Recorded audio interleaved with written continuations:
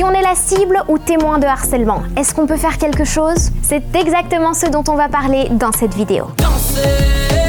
Bon, malheureusement, il n'y a pas de formule magique qui fonctionne dans toutes les situations. Si tu es la cible de harcèlement, tu te sens peut-être seul, ne pense pas qu'il n'y a que toi qui dois réagir. Le harcèlement, c'est l'affaire de tous. Ce n'est pas parce que ça se passe à l'école que ta famille n'est pas concernée. Ce n'est pas parce que ça se passe pendant la récré que les profs ne sont pas concernés. Ce n'est pas parce que ça se passe en ligne que l'école n'est pas concernée. Bref, le plus important, c'est d'agir. Si tu constates une situation de harcèlement, tu peux intervenir et défendre la personne visée. Mais bien sûr, ta sécurité compte aussi. Ce n'est pas toujours facile d'intervenir. Tu pourras avoir peur de devenir la cible de harcèlement à ton tour. Mais il y a quand même quelque chose à faire. Parler à la cible du harcèlement, peut-être plus tard, pour lui demander comment elle se sent par exemple. Tu peux prévenir un adulte de confiance. Parle-lui, écris-lui une lettre, trouve un moyen de lui faire savoir. Si tu as peut-être mis du temps à réagir ou que tu as participé au harcèlement, ce qui compte, c'est d'y mettre fin et c'est très courageux d'intervenir. Parents, professeurs, écoles. Organisez des groupes de parole, des moments de sensibilisation, des ateliers pour prévenir le harcèlement et pour donner aux élèves des outils pour se défendre et agir. On le répète aux adultes, le harcèlement c'est pas juste une dispute entre camarades de classe, c'est un délit puni par la loi et ne pas intervenir est problématique.